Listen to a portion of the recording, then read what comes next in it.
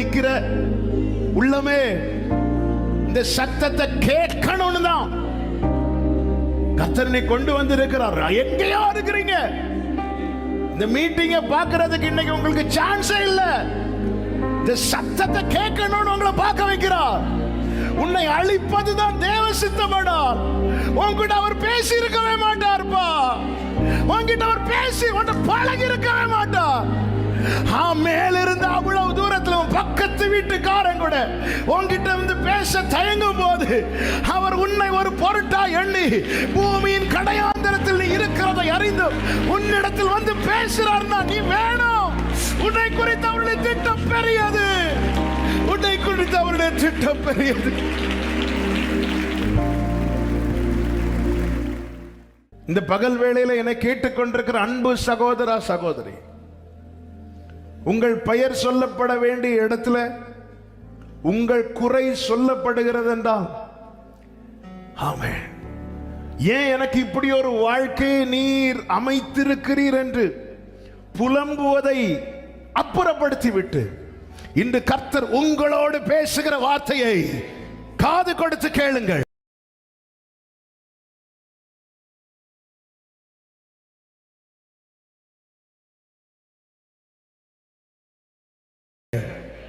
உங்களுக்காக ஒருவர் பரலோகத்தில் இருக்கிறார் என்பதுதான் இன்றைய செய்தி.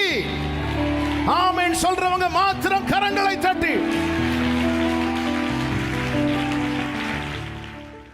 யோவான் சுவிசேஷம் 9வது அதிகாரம் அதனுடைய 8வது வசனத்தை நீங்கள் பார்க்கும்போது கர்த்தர் ஒரு பிறவி குருடனுக்கு சுகத்தை கொடுக்கிறார். அப்பொழுது அயலகத்தாரும் அவன் குருடனாய் இருக்கையில் அவனை கண்டிருந்தவர்களும், ஹே, இவன் உட்கார்ந்து பிச்சை கேட்டு கொண்டிருந்தவன் அல்ல, இவன் இன்னாரு தானேன்னு சொல்லி அவங்களால பெயர் சொல்லவே முடியல. குறையை மட்டுமே அடையாளமாய் கொண்டிருக்கிறான். இவன் இப்படி பிறந்தது யார் செய்த பாவம்? இவன் செய்த பாவம். இவன் பெற்றோர் செய்த பாவமான்னு சொல்லும் போது உடனே பெற்றோர் ஓடி வந்து, எப்படி நீங்க சொல்லலாம்? இவனை பத்தி யார் வேணாலும் என்ன வேணாலும் பேசுங்க, கேட்கறதுக்கு ஆள் கிடையாது. அப்படிப்பட்டவர்களே பெயர் சொல்லப்பட வேண்டிய இடத்துல குறையை, பலவீனத்தை வைத்து அடையாளப்படுத்தப்படுகிறார்கள். ஆமென். பைபிள் ஒரு வார்த்தை இருக்கு பாருங்க, சிறுமைப்பட்டவன் மேல் சிந்தை கொண்டவன். ஏன்னா ஆண்டவர் அப்படி நினைச்சிட்டே இருக்கிறார். நீங்க எவ்வளவுக்கு எவ்வளவு ஒதுக்கப்படுறீங்களோ அவ்வளவுக்கு அவ்வளவு தேவனால் கனப்படுத்தப்படுவீர்கள். நல்ல கரங்களை தட்டி ஆமென் சொல்லுங்க பார்க்கலாம்.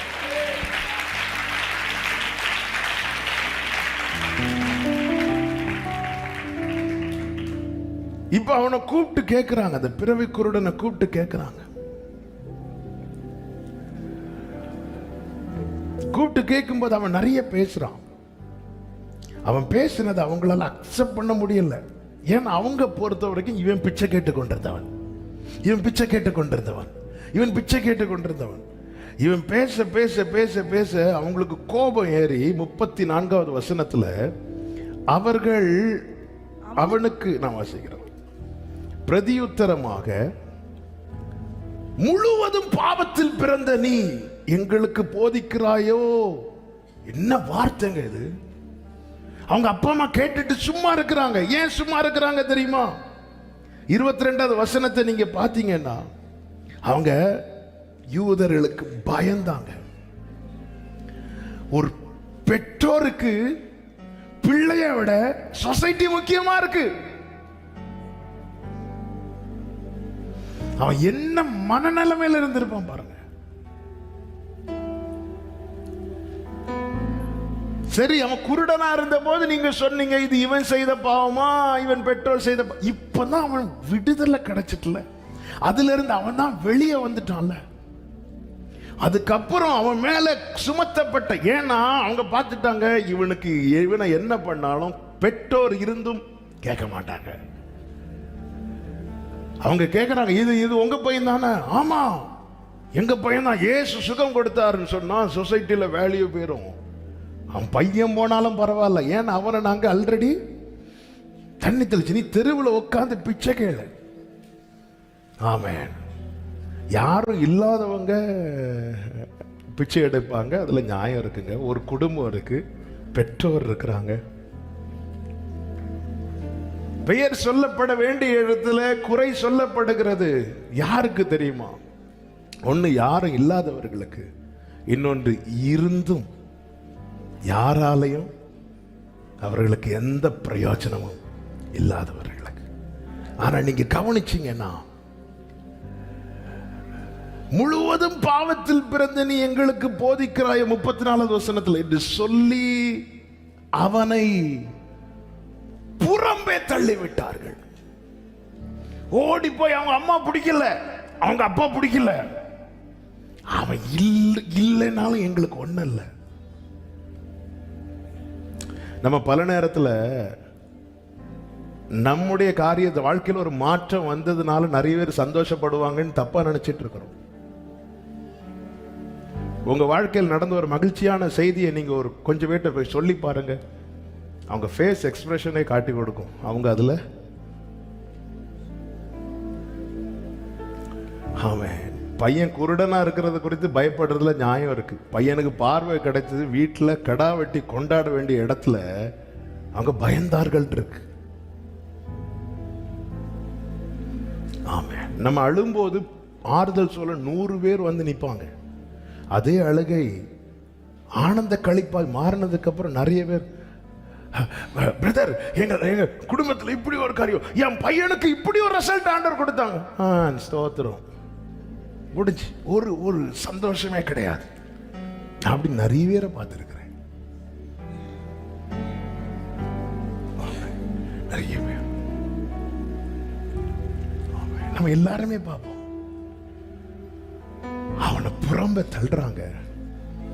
என் பையனை தள்ளிட்டீங்கல்ல, மக்களே நீ வா, நம்ம வீட்டுக்கு போலாம், நீ எதுக்குப்பா பிச்சை எடுக்கணும்? அவங்க அப்பா கூட்டு போல, அம்மா கூட்டு போல, பைபிள் சொல்லுகிறது.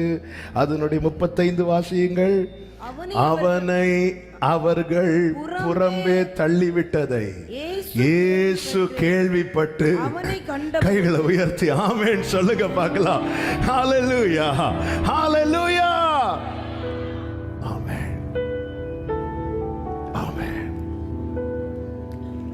இந்த வார்த்தையை சொல்லும் போது ஒரு செய்தி உங்களுக்கு சொல்றேன். உங்களை சுத்தி இருக்கிறவங்க உங்களுக்கு செய்யறது அவருக்கு தெரியும், அவருக்கு தெரியும், அவருக்கு தெரிய வரும். உங்களை சூழ்ந்து இருக்கிறவங்க உங்களுக்கு செய்கிறது ஆமென் சொல்றவங்க நல்ல கரங்களை தட்டி உங்களை சுத்தி இருக்கிறாங்க தெரியுமா? அவங்க உங்களுக்கு செய்யறது அவருக்கு தெரியும். இயேசு கேள்விப்பட்டு, ஹல்லேலூயா. யாருங்க சொல்லி கொடுத்திருப்பா? யார் சொல்லி கொடுத்திருப்பா? ஆமென். இந்த செய்தி எல்லாம் பரவுது. பெற்றோர் போய் முறையிட்டாங்களா? இல்ல. ஏன்னா பெற்றோருக்கு அவன் இருந்தாலும் ஒண்ணுதான், அவங்க விரும்பல. இவன் பார்வை அடைந்து இருப்பதை விரும்பவில்லை. அவன் வழியில உட்கார்ந்து பிச்சை எடுத்தா நமக்கும் ஈவினிங் போனா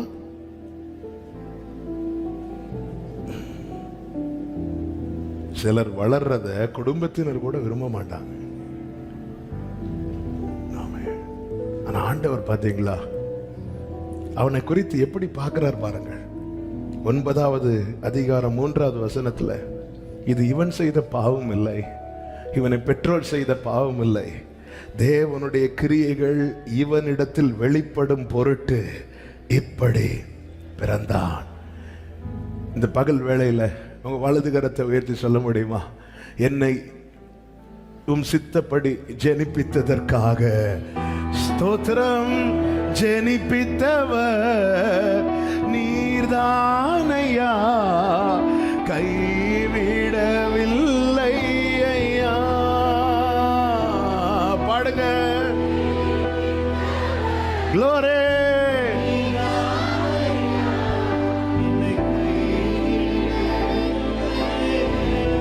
ஆமென். என்னை கைவிட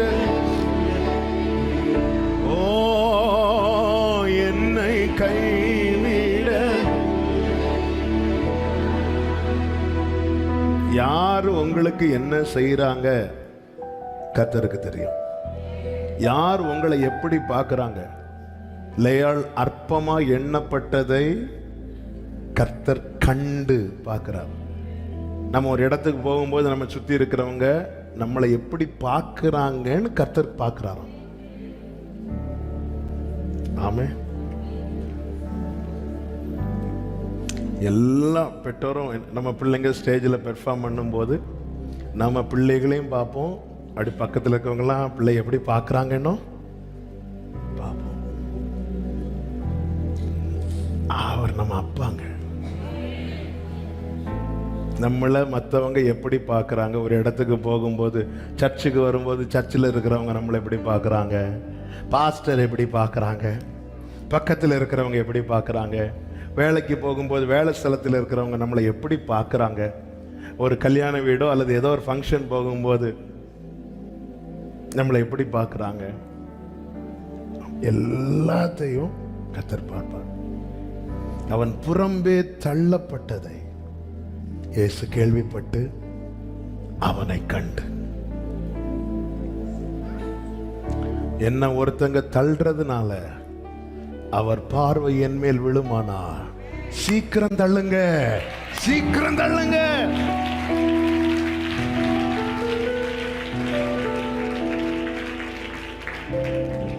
எளியவனை குப்பையிலிருந்து எடுக்கணும்னா யாராவது ஒருத்தங்க எளியவனை தூக்கி குப்பையில போடணும்.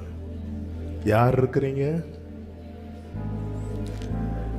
தூக்கி எறியப்பட்ட என்னை வேண்டும் என்று சொல்லி சேர்த்து கொண்ட, கைகளை உயர்த்தி நன்றியோடு தூக்கி, ஆமே ஷலமகரோ,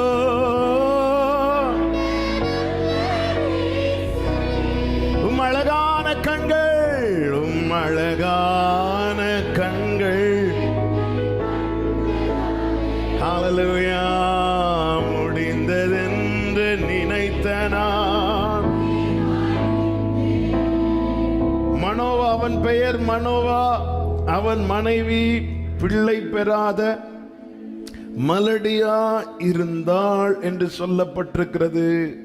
3வது வசனத்திலே கர்த்தருடைய தூதனானவர் அந்த ஸ்திரீக்கு தரிசனமாகி, யாருக்கு? பெயர் சொல்லப்பட வேண்டிய இடத்துல குறை சொல்லப்பட்டவளுக்கு, மனுஷன் பார்க்கிறபடி நான் பாரு. நாம கொஞ்சம் பேர் நினைச்சிருப்போம் தெரியுமா, எந்த ஒரு காரியம் ஆண்டவர் இவங்கள்ட்ட தான் வெளிப்படுத்துவார்.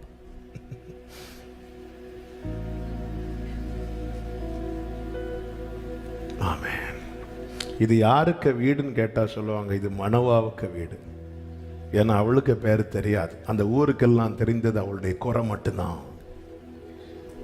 ஆனா பரலோகத்திலிருந்து அனுப்பப்பட்ட தூதனானவருக்கு ஒரு அட்ரஸ் தேவன் கொடுத்து விடுறார். இந்த லெட்டரை நீ மனோவாட்ட கொடுக்க கூடாது,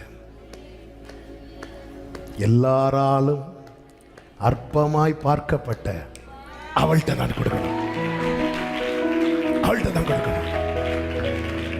கர்த்தருடைய தூதனானவர் அந்த ஸ்திரீக்கு தரிசனமாகி அவளை நோக்கி சொல்றாரு, இதோ பிள்ளை பெறாத மலடியான நீ கற்பந்தரித்து ஒரு குமாரனை பெறுவாய்.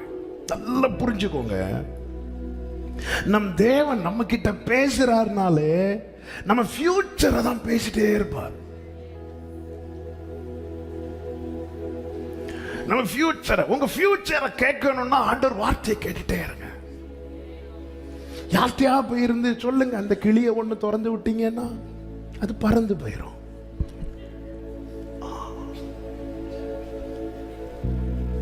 சிலர் அப்படியே அங்கங்க பார்த்து கைய சிலர் அப்படி விட்டு ஜோசியங்காரருக்கு பாக்கெட்ல இருக்கிறதையும். எங்க ஃபியூச்சரை கேட்கணுமா? வார்த்தை கேளுங்க. ஆண்டவர் நம்மை உணர்த்த நம் நிகழ்காரியத்தை குறித்து பேசுவார். டேய், இப்படி பண்ணிட்டு வந்திருக்கிற, இதை செய்யற, அது என்னை உணர்த்த, நம்மை உயிர்ப்பிக்க நம் எதிர்காலத்தை குறித்து பேசிட்டே இருப்பார். ஆமென். உலர்ந்த எலும்பா இருந்தாலும் கர்த்தருடைய வார்த்தையை கேட்டா எழும்பி நிற்கும். எனக்கு ஒரு காலம் உண்டு. ஆண்டவர் பரத்திலிருந்து வார்த்தையை அனுப்புறது இப்படி நடந்துட்டாப்பா, இப்படி சரி போட்டு விடு அப்படி சொல்வதற்கல்ல. ஆண்டவர் ஃபியூச்சரை தான் பேசிட்டே இருப்பார். நாம் அப்படி இல்ல. மார்த்தாளும் மரியாளும் இயேசுவின் இடத்துல ஆட்கள் அனுப்புறாங்க. அவன் அவன் வியாதியா இருக்கிறான். அவன் நம்ம மார்த்தாள் மரியாள் நிகழ்காரியத்தை பேசிட்டு இருக்கிறாங்க. ஆண்டவர் ஃபியூச்சரை பேசுறார். கர்த்தர் மகிமைப்பட போறாருப்பா, மகிமைப்பட போறாருப்பா, மகிமைப்பட போறாருப்பா. ஆமா, நல்லா புரிஞ்சுக்கோங்க. சில நேரத்தில் நம்முடைய கேள்விகளுக்கு ஏற்ற மாதிரி பதில் தேவன் தராம ஏதோ ஒண்ணு பேசுறாருன்னா தெரியாம பேசுறது இல்ல. அதுல உன் ஃபியூச்சர் இருக்கிறது, உன்னுடைய எதிர்காலம் இருக்கிறது. அற்பமா எண்ணப்பட்ட சகோதரி, ஆமென், அற்பமா எண்ணப்பட்ட சகோதரா, கர்த்தர் உன்னோடு பேசுற வார்த்தையில தான். ஹல்லேலூயா, ஹல்லேலூயா, ஹல்லேலூயா. ஃபியூச்சரை பேசுறார், எதிர்காலத்தை பேசுறார். ஆமென். அழைக்கப்பட்டவர்களுடைய பாஸ்ட பேசி, கடந்த காலத்தை பேசி. பேதுருட்ட பாருங்க, அவரை பேதுரு முதலாவது அந்திரேயா இயேசுவின் இடத்துல அழைத்து வர, பேதுரு போயிட்டான். திருப்பி ஆண்டவர் வா, உன்னை நான் மனுஷனை பிடிக்கிறவர்களாக மாற்றுவேன். ஃபியூச்சரை பேசுறார் பாருங்க. அங்க ஆனாலும் அன்னைக்கு உன் சகோதரன் கூட்டிட்டு வந்தப்போ போயிட்ட பாத்தியா, உனக்கு இதுவும் வேணும். எப்போ மீன் பிடிச்சி நைட்டு ஃபுல்லாக வலையை போட்டு ஒன்றும் கிடைக்காம இருக்கும்போது இயேசு திருப்பி வரார். செகண்ட் டைம் பீட்டரை மீட் பண்ணுறார். பேதுரு, எப்படி கிடைக்கும், எப்படி கிடைக்கும்? அன்னைக்கு நீ ஒழுங்கா வந்திருந்தா, கடந்ததை சொல்லி குற்றப்படுத்த அல்ல, அவர் இறங்கி வந்தது, அவர் செய்ய போகிறதை சொல்லி நம்மை தட்டி எழுப்பவே அவர் இறங்கி வந்தார். ஃபியூச்சரை பேசுறார், ஃபியூச்சரை பேசுறார். திருப்பி மறுதலிக்கிறான் பேதுரு. மனம் கசந்து அழுது மன்னிப்பு வாங்கிட்டார். இப்போ இயேசு வரார். பேதுருவே, அன்பு கூறுகிறாயா? ஆமா, என் ஆடுகளை மேய்ப்பாயா? ஃபியூச்சரை பேசுறார். இதான் ஆண்டவர். ஆமென். கடந்ததை பேசி பேசி பேசி நம்மை கடந்த காலத்துக்குள்ளே கொண்டு போவதுதான் பிசாசனுடைய நிகழ்காரியத்தை பேசி நம்மை உணர்த்துகிறார். இந்த மாதிரி பண்ணாத, பாபிலோன் குமாரத்தின் இடத்துல குடியிருக்கிற சீயோனே, நீ உன்னை விடுவித்துக்கொள், உணர்த்த பேசுகிறார். ஆனால் நம்ம எதிர்காலத்தை பேசி நம்மை உயிர்ப்பிக்கிறார். அதனாலதான் தாவீது சொல்லுகிறார் 138 உம்முடைய சகல பிரஸ்தாபத்தை பார்க்கிலும் நீர் உம்முடைய வார்த்தையை மகிமைப்படுத்தி இருக்கிறீர். நான் கூப்பிட்ட நாளிலே எனக்கு மறு உத்தரவு அருளி என் ஆத்மாவிலே பலன் தந்து என்னை தைரியப்படுத்துகிறீர். அதனால தாவீது சொல்லுகிறார், நான் துன்பத்தின் நடுவில் நடந்தாலும் நீர் என்னை ஏன் என்கிட்ட ஒரு வார்த்தையை தந்திருக்கிறார். என் ஃபியூச்சரை பேசுறார்.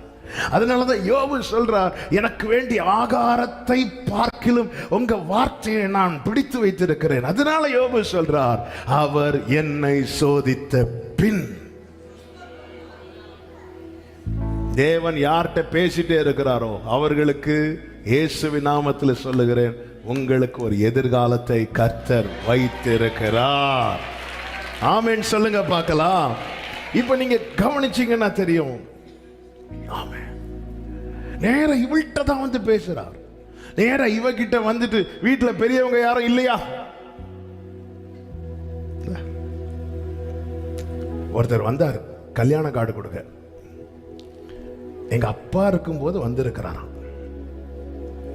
அதுக்கப்புறம் வந்திருக்கிறார். அவருக்கு எங்க அப்பா இறந்தது ஒண்ணுமே தெரியாது. என்ன சின்ன வயசுல பார்த்துருக்கிறார். அப்போ வெளியே பாஸ்டர் அப்படின்னு கூப்பிட்டாங்க. நான் பெருசா என் ரூம்ல இருந்து பிரைஸ் லார்ட் பிரதர், தம்பி போய் அப்பாவை கூட்டுருவோம் அப்படின்ட்டாங்க. அதாவது நீ போய் பெரிய ஆள, நான் இப்படி திரும்பி மீண்டும் திரும்பி நான் தான் இந்த பாஸ்டர். இல்லப்பா நீ போய். அப்புறம் உங்க அப்பா எங்க? எங்க அப்பா வெளியே போயிருக்காங்க, பார்க்க முடியுமா? நீங்க போனா பார்க்கலாம். அதுக்கப்புறம் அவங்கள சொல்லி புரிய வச்சு எப்படி இருக்குங்க? தூதன் வந்து வீட்டில் வந்து இருந்துட்டு இவங்க மனைவி இருக்க, என்னம்மா வீட்டில் வேற பெரிய ஆள் யாரும் இல்லை, நீ தள்ளிப்போ, வேற யாரையும் கூட்டிட்டு வா. சொல்லுங்க, என்கிட்ட சொல்லுங்க, உங்கள்கிட்ட எல்லாம் சொல்ல முடியாது. வீட்டில் பெரியவங்க இருந்தா அவர் என்னை ஒருபோதும் கைவிட மாட்டார். நான் சொல்றது எத்தனை பேருக்கு விளங்குதுன்னு புரியல. பக்கத்து வீட்டுல இருக்கிறவங்க என்கிட்ட வந்து பேச யோசிக்கும் போது வானத்திலிருந்து இறங்கி வந்து என்னோடு பேசுகிறவர். என் சொந்தக்காரங்க என்கிட்ட போன் பண்ணி பேச யோசிக்கும் போது, என் குடும்பத்தில் இருக்கிறவங்க என்கிட்ட பேச தயங்கும் போது பரத்திலிருந்து இறங்கி வந்து ஆமென் சொல்றவங்க நல்ல கரங்களை தட்டி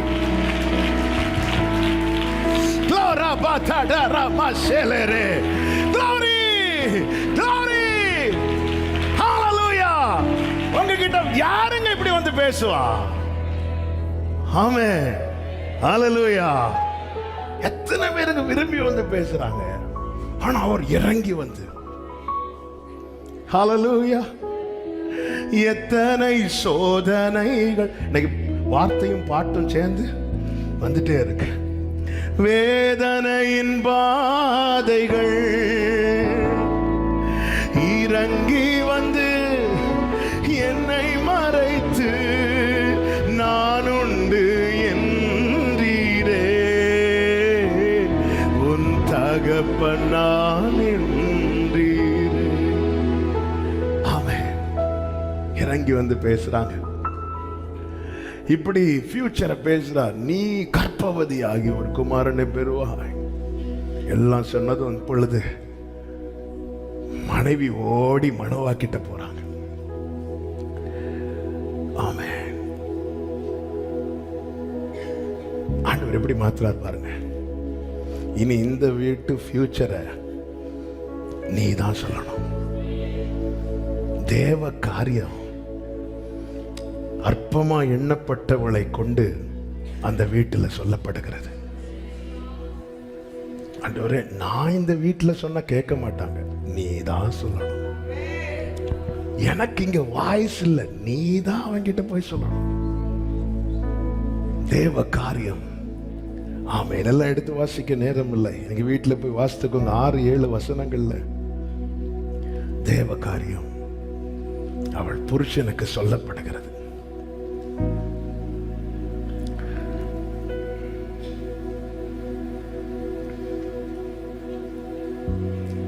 அந்த புருஷனையும் பாருங்க, என் மனைவியோட பேசினது நீர்தானா என்று கேட்காமல் 12வது வசனத்துல 11வது வசனத்துல கேட்கிறார், இந்த ஸ்திரீயோட பேசினவர் நீர்தானா?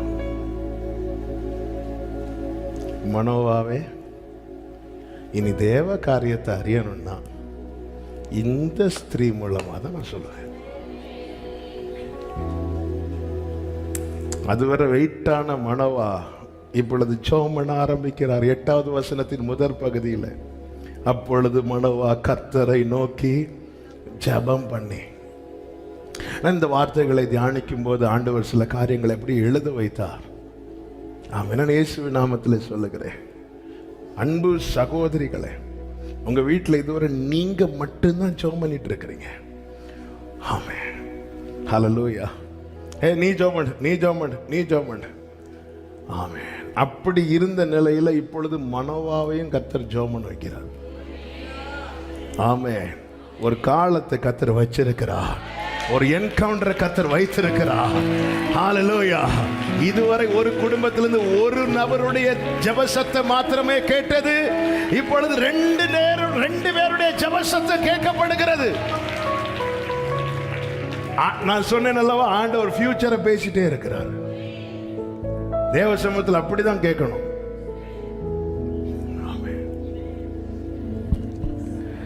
அது மாத்திரமல்ல, அப்படின்னு ஆண்டவரை எனக்கும் நான் அது என்ன செய்யணும் என்பதை எனக்கும் வெளிப்படுத்த நீங்க வாங்கப்பான்னா ஆண்டவர் தம்முடைய தூதனை மீண்டும் யார்கிட்ட தான் அனுப்புறார்?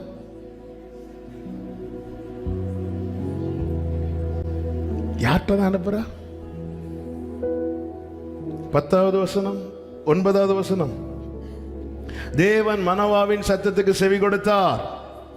அந்த ஸ்திரீ வயல்வெளியில் இருக்கும்போது தேவனுடைய தூதனானவர் திரும்பவும் அவளிடத்தில், ஆமீன் சொல்லுங்க பார்க்கலாம். இப்ப திரும்ப வரணும்னு ஜெபம் பண்ணது யாரு? திரும்ப யார்கிட்ட தான் வரணும்? மனோவாட்ட தான் வரணும். திரும்ப யார்கிட்ட தான் வந்தார்? ஆமென். உங்களை ஒரு காரியத்துக்கு நியமிச்சிட்டார்னா, உங்களை விட ஜெபிக்கிறவங்க 1000 எழும்பினாலும் அதை கர்த்தர் மாற்ற மாட்டார். உங்களை கொண்டு செய்ய வேண்டியதை, சொல்ல வேண்டியதை கர்த்தர் உங்களை கொண்டுதான். மனோவாவே எல்லாம் ரைட்டு தான், உங்க ஜெபம் ரைட்டு தான். அவள்கிட்ட கேட்டுக்கோ, அவள்கிட்ட கேட்டு, நான் அவள்கிட்ட சொல்லிட்டேன், நீ அவள்கிட்ட கேளு. ஆண்டவரே நீங்க சொல்லுங்க ஆண்டவரே. ஹல்லேலூயா, ஹல்லேலூயா. ஆண்டவருடைய செயலை பார்த்தீங்களா? அதனாலதான் சொன்னேன், உங்களை ரொம்ப ஒதுக்குறாங்களா, ரொம்ப தள்ளுறாங்களா? ஹல்லேலூயா. அதாவது பேதுருவுக்கு தேவையான வரி கட்டுவதற்கு வேண்டிய ஒரு பணத்தை எப்படி ஒரு மீனின் வாய்க்குள்ள வைத்திருக்கிறாரோ, அப்படியே நம் குடும்பத்துக்கு வேண்டிய மன்னாவை கர்த்தர் நம் வாயிலே வைத்திருக்கிறார். ஆண்டவர் ஏசாயாவை கொண்டு என்ன சொல்லுகிறார்? நான் என் வார்த்தையை உன் வாயிலே அருளே, என் கரத்தின் நிழலினாலே நிந்தை சொற்கள் நீக்கிட உம்மிரக்கத்தை விளங்க செய்தீர். நிந்தித்தோரின் கண்கள் முன்னே நினைத்தீரா அற்புதம் செய்தீர்.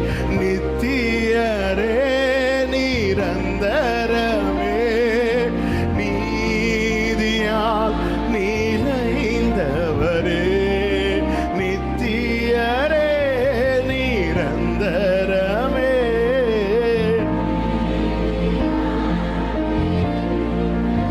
நல்ல கவனிங்க. நீங்க இங்க கவனிச்சீங்கன்னா, வயல்வெளியில வேலை பார்த்துட்டு இருக்கிறான். வயல்வெளியில இருக்கிறான்னா வேலை பார்த்துட்டு தான் இருப்பான்.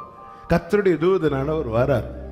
உடனே வந்து ஒரு மனசை பாருங்க, கொஞ்சம் வெயிட் பண்ணுங்க, என் புருஷனை கூட்டிட்டு வர. ஏன்னா அவர் தான் ரொம்ப ஆசைப்பட்டார். அவ நேர ஓடி போறா. புருஷன் இடத்துல அறிவிக்கும் போது 11வது வசனத்தை வாசிங்க. அப்பொழுது மனோவா எழுந்திருந்து, அப்பொழுது மனோவா எழுந்திருந்து, அப்ப சும்மா உட்கார்ந்து இருக்கிறார். அவருக்கு பேர், பிரயாசப்படுறவளுக்கு பேர் இல்லை. அவரு குடும்ப தலைவர். அப்படி சேர்ல சாஞ்சிட்டு அப்படி வீசிட்டு இருப்பாரு. பேரு மனோவாவின் வீடு. அவன் எங்க வயலுக்கு எங்கேயோ வேலைக்கு போயிருப்பான். குடும்பத்தில் நீங்க பட்ட பிரயாசம், நீங்க வடித்த கண்ணீர் மதிப்பில்லாம போகாது, போகாது. நான் நினைக்கிறேன் ஒருவேளை மனோவா இன்னும் இந்த ஜெபத்தை கண்டினியூ பண்ணிட்டே இருந்திருப்பார். நீ வேலைக்கு போ, நான் உபவாசத்தில் இருக்க போறேன், நீ வா. நேரா வாங்க வந்திருக்கிறார். மனோவா எழுந்து அவள் பின்னாலே. இப்ப ஃப்ரெண்ட்ல கத்தர் யாரை வச்சுட்டாரு? ஃப்ரெண்ட்ல யாரை வச்சுட்டாரு? இதுவரைக்கும் இருந்ததல்ல, தேவ சந்திப்புக்கு பிறகு இனி இருக்க போகிறது. நேரம் வந்து பேசியாச்சு. அவரும் சொல்லுகிறார். நீங்க கவனிச்சீங்கன்னா தெரியும், 11வது வசனத்துல அவள் பின்னால போய் அவரிடத்தில் வந்து, ஜெபிக்காதவன் இப்ப ஜெபிக்க ஆரம்பிச்சுட்டான். இப்ப சமூகத்துல அன்னைக்கு இவள் மட்டும் இருக்கிறாள் அவர் சமூகத்துல, இப்பொழுது இவள் மட்டுமல்ல, இவளுடைய புருஷனும் அவர் சமூகத்துல இந்த பகல் வேளையிலே தனியாக வீட்டுக்கு தெரியாம வந்து ஆராதிக்கிறவங்க கூட இங்க உண்டு. புருஷனுக்கு தெரியாம ஆராதிக்கிறவங்க உண்டு. ஆராதிக்க வருவதனாலே நிந்தை அவமானங்களை சகித்திருப்பவர்கள் உண்டு. இயேசு கிறிஸ்துவின் நாமத்திலே சொல்லுகிறேன், உங்கள் துயரத்துக்கு பதிலாக ஆனந்த தைலத்தை கொடுக்கும்படிக்கு உங்களை குடும்பமாய் கர்த்தர் கொண்டு வந்து நிறுத்துவாராக. நல்ல கரங்களை தட்டி ஆமென் என்று சொல்லி, நித்தியரே நிரந்தரமே நீதியா நிறைந்தவரே, நித்தியரே நிரந்தரமே நீ.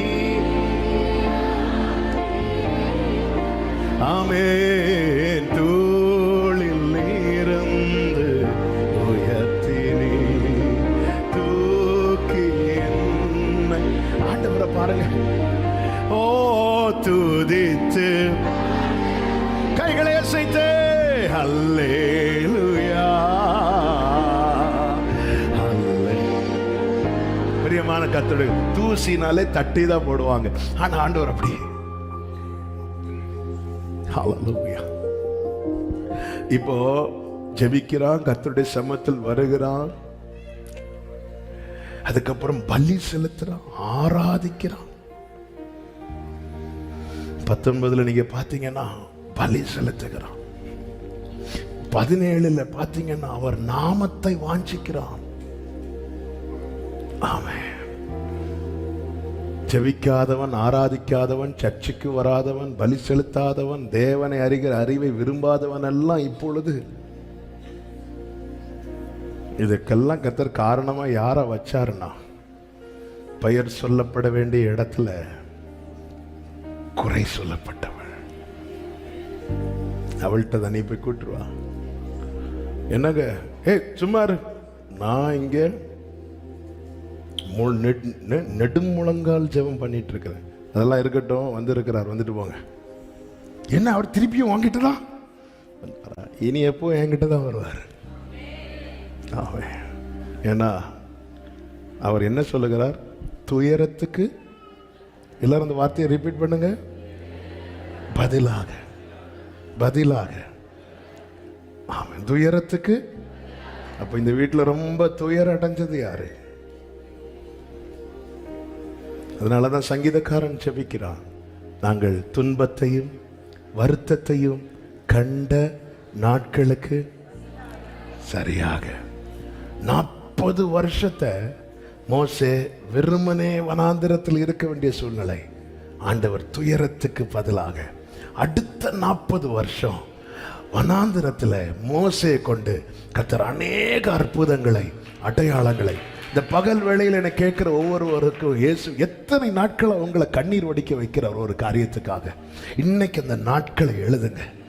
எத்தனை நாட்களா, எத்தனை வருடங்களா இந்த ஒரு காரியத்துக்காக, இந்த ஒரு சம்பவத்துக்காக, இந்த ஒரு காரியத்துக்காக அதை எழுதுங்க. நான் இயேசு கிறிஸ்துவின் நாமத்தில் இந்த வார்த்தையை பிடித்து கொண்டு சொல்லுகிறேன், இதற்கு பதிலாக, இந்த துயரத்துக்கு பதிலாக கர்த்தர் ஆனந்த தைலத்தை. நம்புறவங்க மாத்திரம் கரங்களை தட்டி ஆமென் என்று சொல்லி, glory, ஆமென் சொல்லுங்க பார்க்கலாம். ஆமென் சொல்லுங்க பார்க்கலாம். ஆமென். நிறைய ஆண்டவர் எழுதிட்டு வர வச்சாங்க. ஆனா நான் ஒரே ஒரு வார்த்தையை சொல்லி, ஆமென், என்னோடு பேசின வார்த்தை இதுதான் சொல்லி நான் செபிக்க விரும்புகிறேன். நல்ல கவனமா கேளுங்க. இப்போ பலி செலுத்துறாங்க, கர்த்தருடைய தூதனானவர் ஏறி போகிறார். உடனே மணவா சொல்லுகிற ஒரு வார்த்தை உண்டு. 22வது வசனத்துல, தன் மனைவியை பார்த்து, நாம் தேவனை கண்டோம், சாகவே சாவோம் என்றான். ஐயோ, அவ்வளவுதான், இனி நமக்கு லைஃபே இல்ல, நம்ம சாகவே சாவோன்னு சொல்லும் போது அவள் அவன்கிட்ட நம்பிக்கையின் வார்த்தையை சொல்லி பலப்படுத்துறாள். என்ன சொல்லி பலப்படுத்துறார் பாருங்கள், கர்த்தர் நம்மை கொன்று போட சித்தமா. இந்த வார்த்தை நல்லா கவனிக்கணும்.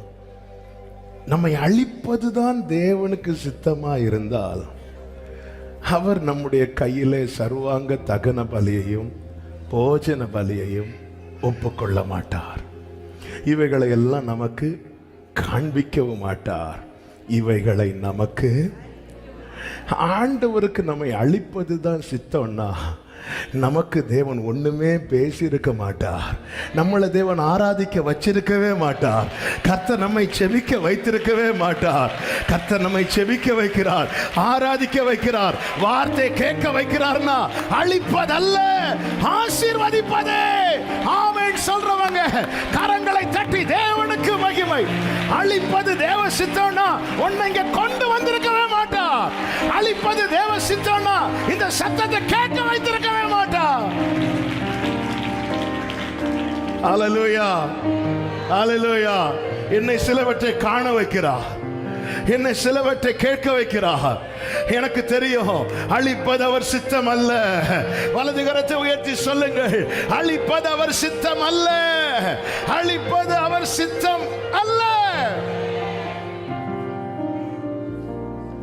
ஆமே. இனி அவ்வளவுதான், இனி அவ்வளவுதான் என்ற கேள்வி வரும்போது இந்த வசனம், கர்த்தர் நம்மை கொண்டு போட சித்தமா இருந்தா நம்மளை ஆராதிக்க விட்டிருக்க மாட்டாரு. நம்மை விட தகுதி உள்ள எத்தனை பேர் ஆராதிக்க முடியாமல் இருக்கும் போது நம்ம கொண்டு வந்து ஆராதிக்க வைக்கிறார். அவன் ஜெபிக்க வைக்கிறார், துதிக்க வைக்கிறார். சில காரியங்களை, அடையாளங்களை நம்முடைய கண்களில் காண வைக்கிறார், சில காரியங்களை கேட்க வைக்கிறார். அதனால நீங்க தப்பா நினைக்காதீங்க. வார்த்தைய ஃபியூச்சரை பார்க்கிறவங்க தான் இப்படி பேசுவாங்க. இதனால தானே பவுல் சொல்றாரு, இங்க பாருங்க, கப்பல் சேதம் உண்டான போது பயப்படாதீங்க. கப்பல் சேதமே இல்லாம உயிர் சேதம் வராது. ஏன்? எனக்கு சொல்லப்பட்ட பிரகாரமாகவே நடக்கும் என்று நான் தேவன் பேரில்.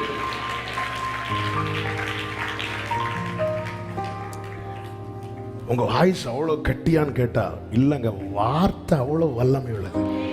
வார்த்தை இருக்கிறது, வார்த்தை இருக்கிறது. என்ன நம்பிக்கை பாருங்க. ஆண்டவர் அழிக்கிறது சித்தம்னா அவங்கள்ட்ட பேசியிருக்கவே மாட்டாருங்க, இங்க கொண்டு வந்திருக்கவே மாட்டார். பல நேரத்தில் இனி அவ்வளவுதான், இதோட லைஃப் முடிஞ்சது. ஆமென். போன ஆகஸ்ட் ஜெபத்தில் ஓசூர் பகுதியிலிருந்து ஒரு ஹஸ்பண்ட் அண்ட் ஒய்ஃப் வந்தாங்க. நெருக்கடியினால ரெண்டு பேருமே லைஃப்பை முடிச்சிடலான் இருக்கும்போது தான் அவங்க தற்செயல நம்ம செய்தியை கேட்டு ஆண்டவர் கிருபையா பலப்படுத்தினார். அவங்க அந்த செய்தி கேட்டு 1 வருஷம் 3 மாசம் நினைக்கிறேன் கழித்து இங்க வராங்க. ஒரு சாட்சி சொல்றதுக்காக வந்தாங்க. அவங்க சொன்ன வார்த்தை, 1 வருஷத்துக்கு முன்னாடி நாங்க 2 பேருமே இறந்திருக்க, நாங்கள் இருவரும் மரித்து 1.25 வருஷம் இன்னையோட ஆயிருக்கும். கர்த்தர் ஒரு வார்த்தையை கொண்டு எங்கள்கிட்ட பேசிட்டார். அவ்வளவுதான். எத்தனை இரவு, எதுக்கு இப்படி ஒரு லைஃப்? மனோபாவ போல நாம சொல்லியிருப்போம், இதான் இது முடிஞ்சு, என் குடும்பம் இதோட முடிஞ்சது, என் குடும்ப வாழ்க்கை இதோட முடிஞ்சது, என் லைஃப் இல்ல.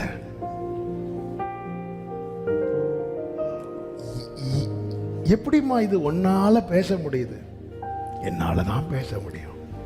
ஏன்னா மிகவும் சிறுமைப்படுத்தப்பட்டவள், மிகவும் ஒதுக்கப்பட்டவள். அப்படி இருக்க பைபிள் பார்த்தீங்களா, மனோவா அவளோடு இருக்கவில்லை, தள்ளிதான் இருக்கிறான். மிகவும் தனித்து விடப்பட்டவள்.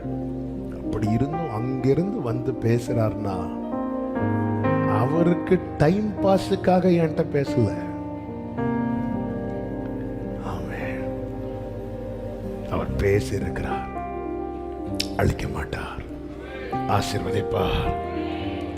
24வது வசனத்துல, பின்பு அந்த ஸ்திரீ ஒரு குமாரனை பெற்று அவனுக்கு பேர் வச்சது யாரு? யார் பேர் வைக்கணும்? அப்பா தான் வைக்கணும்.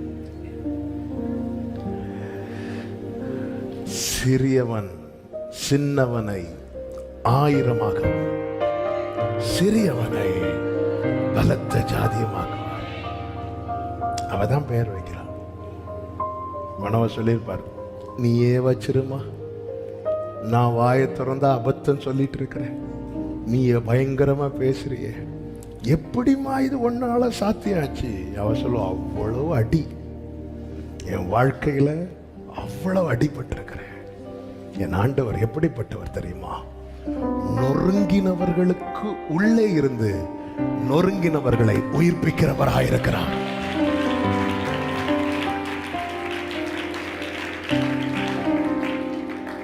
நொறுங்குண்டவர்களுக்கு உள்ளே இருந்து நொறுங்குண்ட. ஏசாயால இருக்கு அந்த வார்த்தை. ஏசாயா 57 ரைட் சைடுல இருக்கு பாருங்க. எடுத்தீங்களா? 57:15 வாசிங்க. நித்திய வாசியும் பரிசுத்தர் என்கிற நாமம் உள்ள மகத்துவமும் உன்னதமானவர் சொல்லுகிறார், உன்னதத்திலும் பரிசுத்த ஸ்தலத்திலும் வாசம் பண்ணுகிற நான் பணிந்தவர்களின் ஆவியை உயிர்ப்பிக்கிறதற்கும் நொறுங்கினவர்களின் இருதயத்தை உயிர்ப்பிக்கிறதற்கும் நொறுங்குண்டு பணிந்த ஆவி உள்ளவர்களிடத்திலும் வாசம் பண்ணுகிறேன். நொறுங்கினவர்களை உயிர்ப்பிக்க நொறுங்குண்டவர்களிடத்தில் வாசம் பண்ணுகிறார். இதுவரை நொறுங்காத மனோவா இப்பொழுது நொறுங்குகிறான். ஐயோ, இனி அவ்வளவுதான். ஆல்ரெடி நொறுக்கப்பட்டவள் சொல்றார், நீங்க இப்பதானே இந்த அடி, நமக்கெல்லாம் அடி எப்பவே அழிப்பது சித்தம்னா அவர் பேசி இருக்கவே மாட்டாரு. நம்மளை வகையே, நம்ம ஒரு லாங்குவேஜ்ல வகையே வைத்திருக்க மாட்டாரு. நம்ம ஒரு பொருட்டா எண்ணி இவ்வளவு காரியங்களை காண்பித்து இவ்வளவு டீட்டெயிலா நம்ம கிட்ட பேசுறாருன்னா அழிப்பது அல்ல அவர் சித்தம். அநேக நொறுக்கப்பட்டவர்களுக்கு நொறுங்கி வந்திருக்கிற சில உள்ளங்களோடு பரிசுத்த ஆவியானவர் பேசுகிறார். இத பர்பஸ் அனுமதித்தது எதுக்கு தெரியுமா? அநேக நொறுக்கப்பட்டவர்களை தேற்ற உங்களுக்குள்ளிருந்து அவர் செயல்பட விரும்புகிறார். ஆமென் சொல்லுங்க பார்க்கலாம். ஆமென் சொல்லுங்க பார்க்கலாம். துயரத்துக்கு பதிலாக இது தேவனால் மட்டுமே செய்யக்கூடும். கர்த்தர் அதை செய்வார். ஆமென். நம்ம நன்றாய் அறிந்திருக்கிறவர், முன்னும் பின்னும் நெருக்கி. அப்படி எழுந்து நிற்கலாமா? உங்களுக்கு முழங்கால் போட்டு ஜெபம் பண்ணணும்னு தோணுச்சுன்னா முழங்கால் போட்டுருங்க. ஒரு 5 நிமிஷம், 5லிருந்து 10 நிமிஷம். முன்னும் பின்னும். Thank you Holy Spirit. உம் திருகரத்தா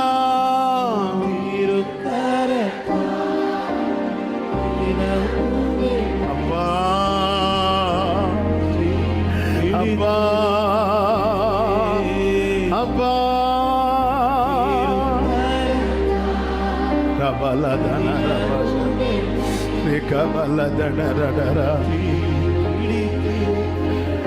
நன்றி ராஜா, நன்றி.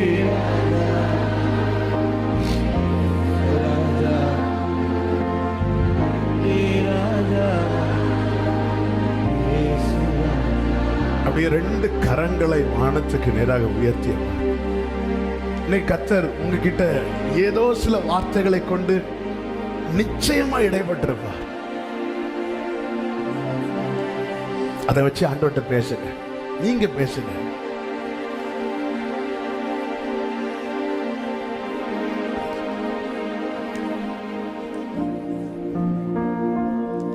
ஆண்டவர்கிட்ட பேசுங்க.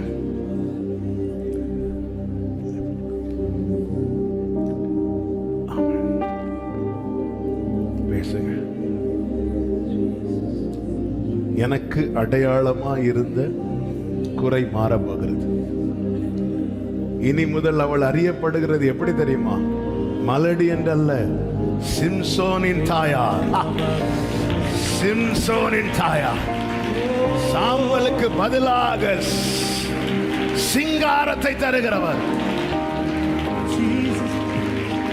இதுவரை அற்பமான அடையாளத்தினால் அறியப்பட்ட நீ இன்று முதல் ஆச்சரியமான அடையாளத்தினால் அறியப்பட போகிறாய்.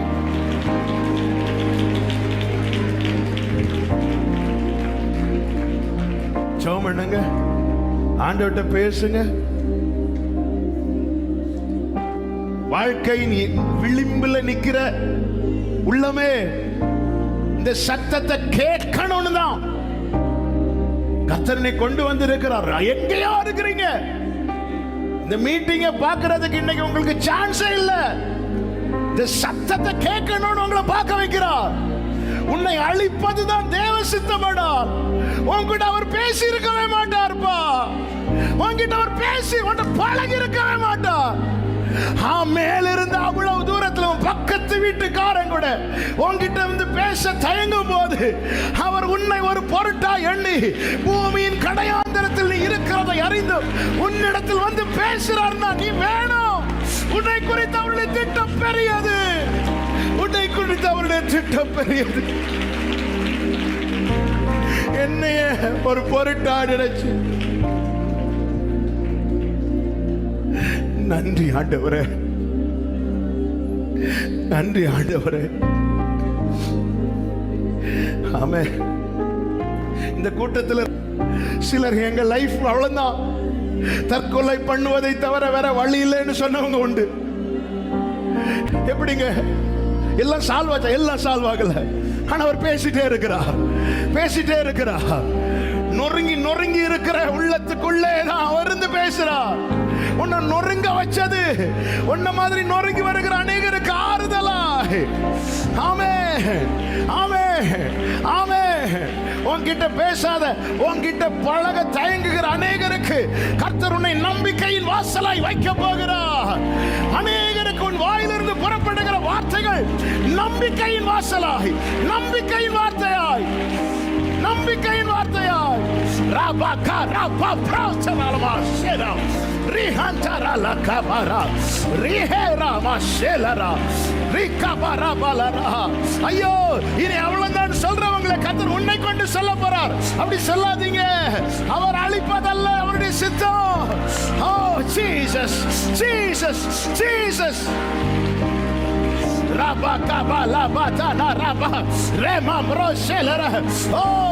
அபிஷேகம் பெற்றவங்க அந்நிய பாஷையில, அந்நிய பாஷையில உன்னத பேலன் வந்து நிரப்புகிறது, உன்னத பேலன் இடை கட்டுகிறது.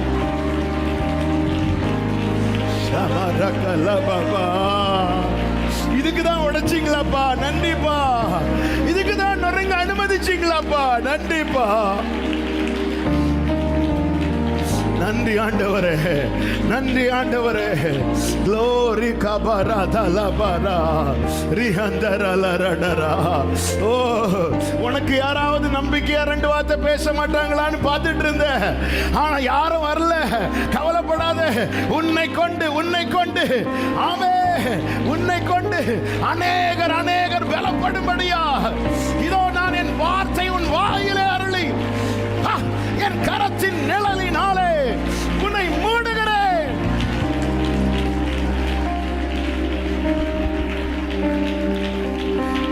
மனோவாவின் மனைவி நினைச்சிருப்பா, ஒரு நாளாவது இந்த மனுஷன் என்கிட்ட வந்து ஆறுதலா ரெண்டு வார்த்தை பேச மாட்டாரா?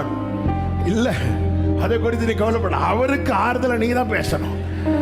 ஏன்னா வார்த்தை உன் வாயில தான் கர்த்தர் வைத்திருக்கிறார். ஆமே. இந்த பகல் வேளையில் எத்தனை பேர் ஆண்டவரை நம்பி சொல்லுவீங்க, என்னை அழிப்பது தேவ சித்தம் அல்ல, என்னை அழிப்பது தேவ சித்தம் அல்ல, என்னை அழிப்பது தேவ சித்தம் அல்ல அப்படின்னு அவர்கிட்ட பேசி இருக்கவே மாட்டார். என்னை ஒரு பொருட்டாய் நினைத்திருக்கவே மாட்டார். நன்றி ஆண்டவரே, நன்றி ஆண்டவரே, நன்றி ஆண்டவரே, நன்றி ஆண்டவரே. ஹalleluya, ஹalleluya. Thank you Jesus. என்னை காண்பவரே, தினம் காண்பவரே, என்னை காண்பவரே, தினம் காப்பவரே.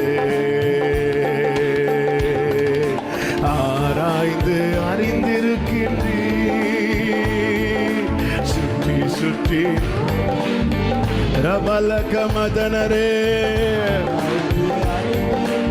ஆமே. சொல்லுங்க, நான் அமர்வதோ அப்பா, நான் அமர்வதோ நன்றாய் நீர் அறிந்திருக்கிறேன். உங்களுக்கு தெரியும்பா, என்ன தெரியும், என்ன எல்லாமே தெரியும் ஆண்டவரே. ஆமே, என்னை காண்பவரே, தினம் காப்பவரே, என்னை காண்பவரே, தினம் காப்பவரே. ஓ எண்ணங்கள் ஏக்கங்கள்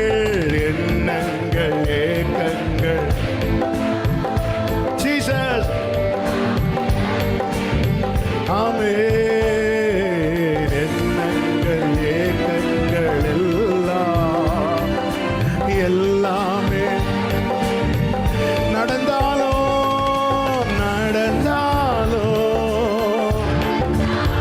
அப்பா அப்பா நீர் அறிந்திருக்கின்றீர்.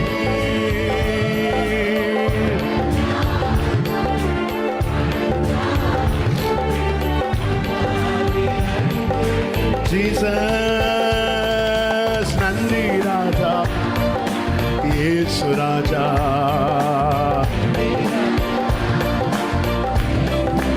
ஆமென், என்னை காண்பவரே, தினம் காப்பவரே, என்னை காண்பவரே.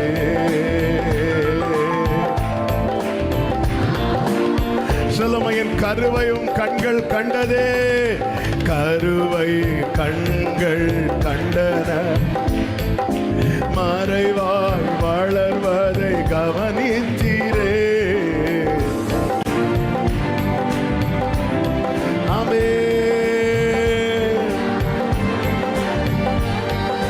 நன்றியோடே அதிசயமாய் பக்குவமாய் உருவாக்கினீ.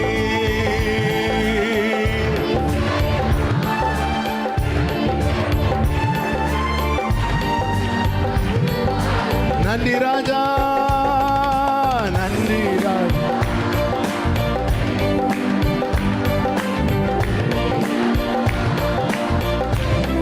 ஆமென், என்னை காண்பவரே, தினம் காப்பவரே, இயேசப்பா. ஹல்லேலூயா, ஹல்லேலூயா. சொல்லுங்க, ஆராய்ந்து அறிந்திருக்கிறீர், ஆராய்ந்து சுற்றி சுற்றி சூழ்ந்திருக்கிறீர். ஆமென், ஆராய்ந்து glory. ஓ நான் அமர்வதோ அப்பா ஏசப்பா, ஷலகமராதரா.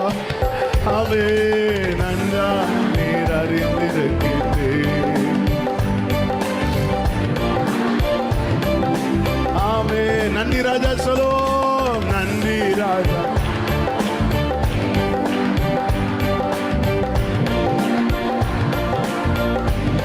ஆமென், நம்பினோரை நீர் மறப்பதில்லை, உம்மை தேடி வந்தோரை வெறுப்பதில்லை.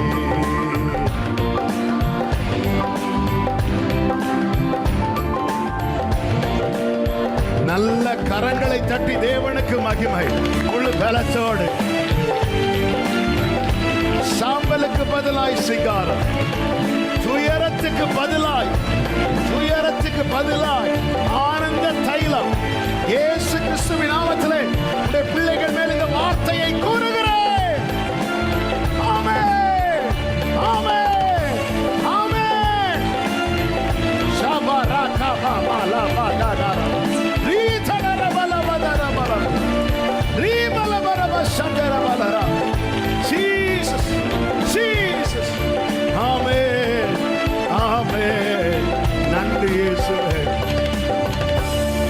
ஆமென். அப்படியே 2 நிமிஷம் உங்க வலது கரத்தை உயர்த்தி இடது கரத்தை இருதயத்தில் வைத்து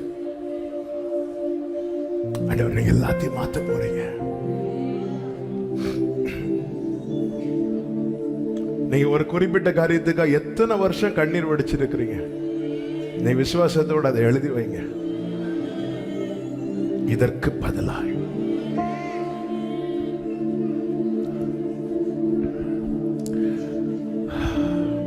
கத்த தரவா மாற்றுவா. உம்மை தான் நம்பி வாழ்கின்றேன் ஏசையா,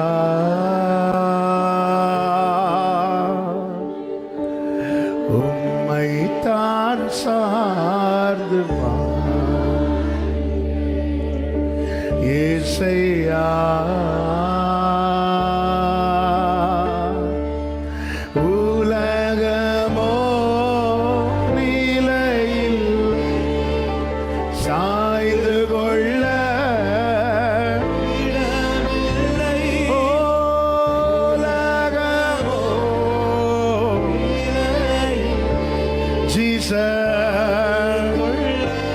அப்படியே 2 கைகளை விரித்து உயர்த்தி நித்திய கண்மலை நித்திய ஜீசஸ் அசையாத பர்வதமே அரணான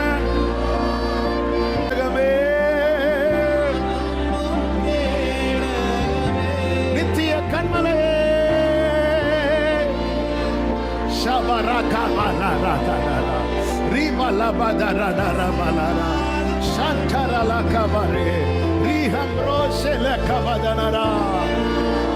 Jesus, Jesus, Jesus. கண்களை ஏறெடுத்து சொல்லுங்கள், உம்மை என்றும் வெட்கப்பட்டு போவதில்லை.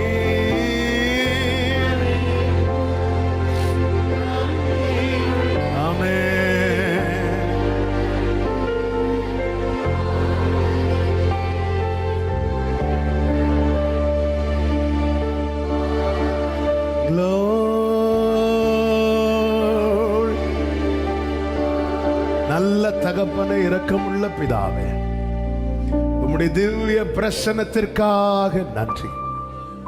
நீர் எவ்வளவு நல்லவர், எவ்வளவு நல்லவர். எங்களை அறிந்து எங்களோடு பேசுகிறவரே, கோடி கோடி ஸ்தோத்திரம் அப்பா. கிருபையாய் உம்முடைய சமூகத்தில் கொண்டு வந்தீர், பாட துதிக்க ஆராதிக்க செபிக்க வைத்தீர். ஆண்டவரே, நீங்க இடைப்பட்டீங்க, நீங்க பேசுனீங்க. எங்களை அழிப்பது உமக்கு சித்தமானா நீங்க எங்களை ஒரு பொருட்டாவே நினைச்சிருக்க மாட்டீங்க. ஆனா எங்க கிட்ட வந்து எங்களோடு பேசி நாங்கள் நம்பும்படி சில காரியங்களை எங்கள் கண்களுக்கு காண்பித்து எங்களை ஜெபிக்க வச்சு எங்களை ஆராதிக்க வச்சு உங்க சமூகத்துல கொண்டு வர வைத்து இவ்வளவும் செய்றீங்கன்னா எங்களை அழிப்பதற்கல்ல, நீர் சொன்ன வார்த்தையை எங்கள் வாழ்க்கையிலே நிறைவேற்றுவதற்கு. இந்த நம்பிக்கையிலே உடைய பிள்ளைகள் புறப்பட்டு செல்ல, உரைக்கப்பட்ட வாக்குத்தத்தத்தை சுதந்தரித்து சாட்சியாய் வர கர்த்தர் கிருபை செய்தருளும். மகிமை கனம் துதி ஸ்தோத்திரம் எல்லாமும் ஒருவருக்கே ஏறெடுக்கிறோம், இரட்சகர் இயேசு கிறிஸ்துவின் நாமத்தில் பிதாவே, ஆமென். சேர்ந்து சத்தமாய் சொல்லுவோம், என் ஆத்துமாவே கர்த்தரை ஸ்தோத்திரி, முழு உள்ளமே அவருடைய பரிசுத்த நாமத்தை ஸ்தோத்திரி. என் ஆத்துமாவே கர்த்தரை ஸ்தோத்திரி, கர்த்தர் செய்த சகல உபகாரங்களை மறவாதே. ஆமென். நம்முடைய கர்த்தராகிய இயேசு கிறிஸ்துவின் கிருபையும் பிதாவாகிய தேவனுடைய அன்பும் பரிசுத்த ஆவியானவருடைய ஐக்கியமும் சிநேகமும் பாதுகாவலும் நம் அனைவரோடும் எல்லாம் பரிசுத்தவான்களோடு கூட கர்த்தருடைய வருகை மட்டும் தங்கியிருப்பதாக. ஆமென். ஹல்லேலூயா. God bless you. கர்த்தர் உங்களை ஆசீர்வதிப்பாராக.